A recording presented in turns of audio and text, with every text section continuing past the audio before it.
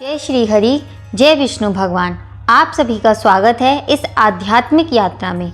आज हम जानेंगे साल की सबसे कठिन लेकिन सबसे पुण्यदायिनी व्रत निर्जला एकादशी के बारे में।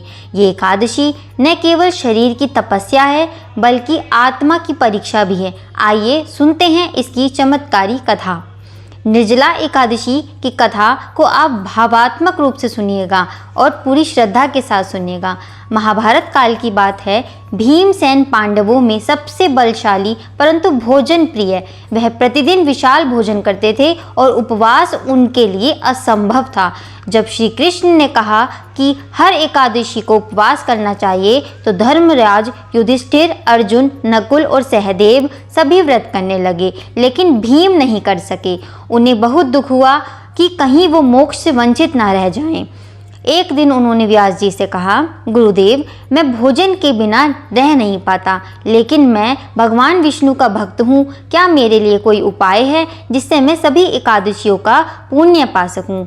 व्यास जी मुस्कुराए और बोले, हे भीमसेन, यदि तुम साल भर की एकादशियाँ नहीं कर सकते तो सिर्फ एक दिन ज्येष्ठ शुक्ल एकादशी जो निर्जल व्रत रखो, ना अन्न न जल, और दिन रात भगवान विष्णु का ध्यान करो।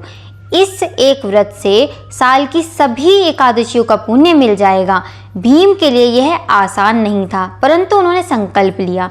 उन्होंने उस दिन न जल पिया न भोजन ग्रहण किया। उनका शरीर कांपने लगा, शरीर दर्द करने लगा, लेकिन उन्होंने हार नहीं मानी। वह पूरे दिन और रात्रि भगवान विष्णु का नाम लेते रहे। अंत में भगवान श्री हरि विष्णु उनके सामने प्रकट हुए और कहा, हे भीम, तुमने आज आत्मनियंत्रण और भक्ति की परीक्षा पास की है। यह व्रत केवल शरीर की तपस्या नहीं, आत्मा की साधना है। तुम्हें सभी व्रतों का फल मिलेगा और मोक्ष निश्चित मिलेगा। तभी से इस एकादशी को भीम एकादशी या निर्जला एकादशी भी कहा जाने लगा। जय श्री हरि। अब आप चलिए आपको हम निर्जला एकादशी का महत्व बताते हैं। इस दिन जल भी न पीकर भगवान विष्णु की आराधना की जाती है। जो व्यक्ति यह व्रत करता है उसके सारे पाप नष्ट हो जाते हैं।